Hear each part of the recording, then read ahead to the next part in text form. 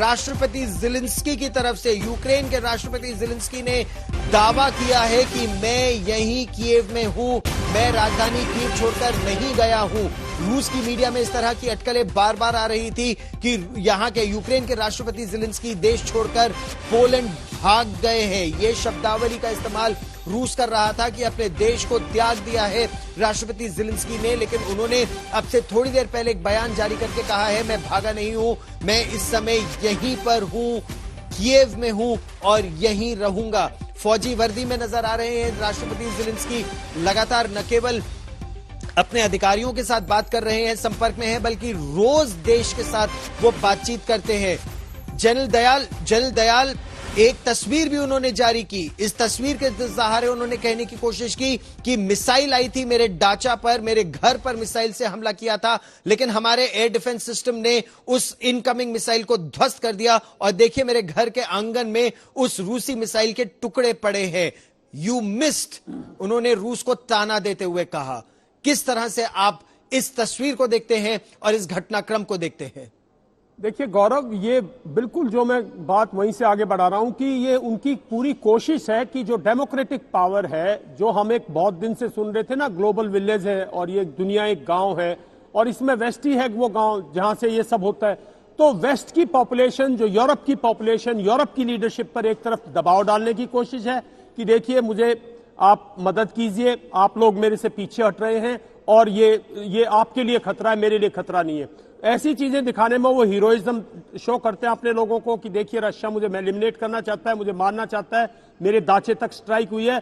मैं नहीं समझता रशिया के पास वो, अगर यहां से वो निकल कर गए हैं तो किसी पुराने बंकर में जो सोवियत यूनियन के टाइम का होगा उसमें होंगे, उनका कोई नया बंकर होगा और अगर उस तक उनको मालूम है तो वहां कहीं ना कहीं हमें स्पेशलाइज्ड फोर्सेस के रेड्स देखने को मिलते ना।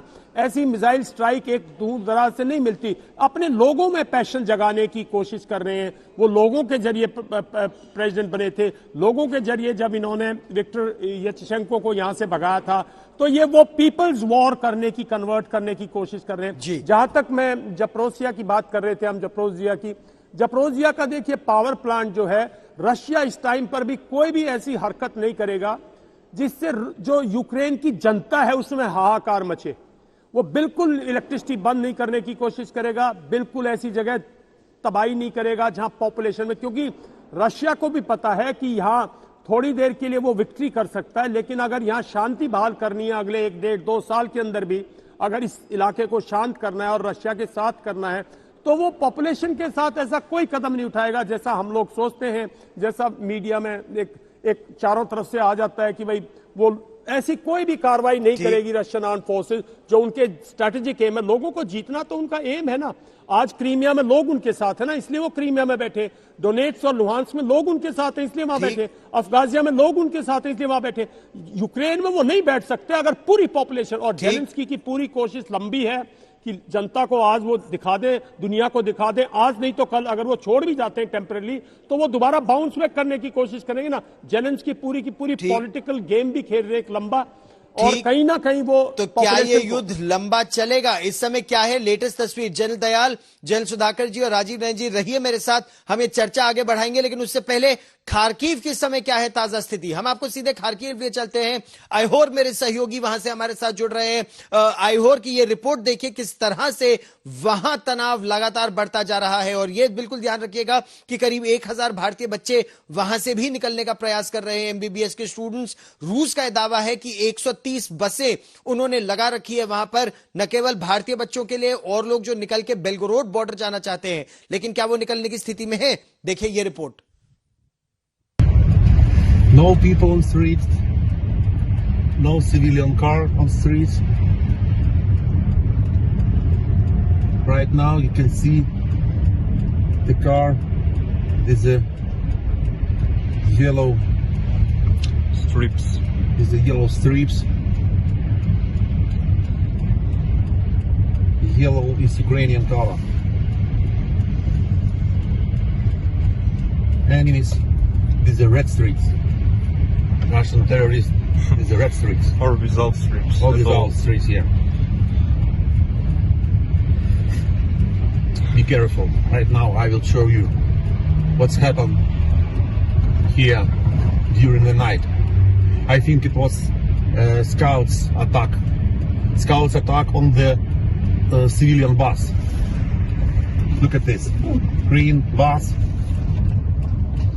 on the left. Do you remember yesterday we have no bus here? We have no crashed bus here. Look at this. I will show you.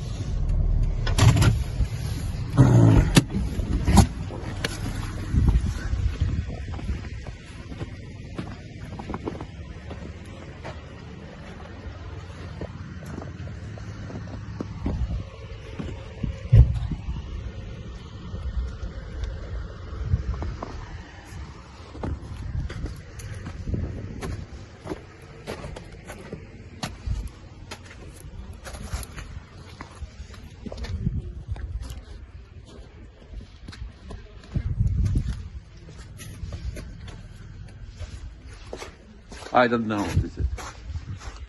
Civilian bus. Near the bus stop.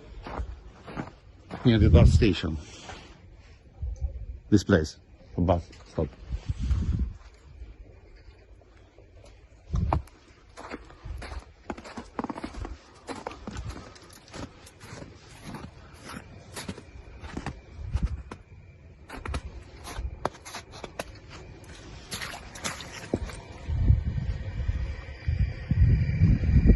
I don't know. I don't know what it is. I don't know.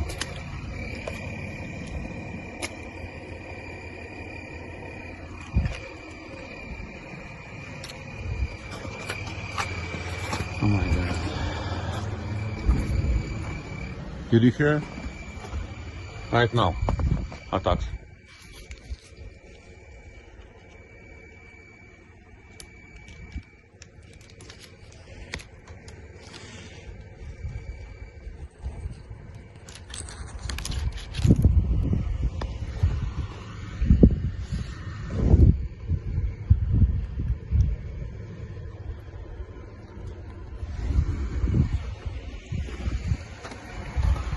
No.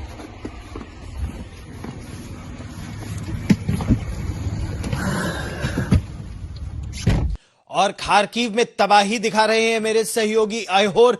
कोई नहीं है इस समय सड़कों पर। इतना भय, इतना डर, इतना सन्नाटा पसरा हुआ है खार्किव की सड़कों पर।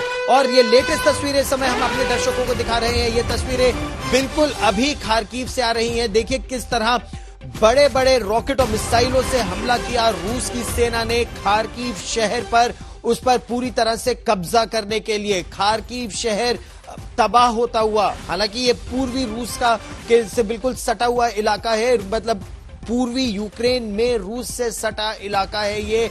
और यहां पर बहुत ज्यादा रूसी बोलने वाले लोग भी रहते हैं। कोशिश रूस की यही थी कि ये एरिया उनके साथ वो जल्द मिला लेंगे, लेकिन यहां पर भी लगभग 10 दिन से तबाही जारी है। एक के बाद एक कई ऑपरेशंस को अंजाम दिया रूस की सेना ने इस इलाके में। और ये तस्वीरें आप देख रहे हैं खार्किव में किस तरह का एक तरह से विध्वंस वहां की सड़कों पर, वहां की इमारतों पर और वहां पूरे इलाके में हुआ है। रूस का दावा खार्किव पर उसका कब्जा, यूक्रेन का दावा उस इलाके में कब्जा यूक्रेन का है।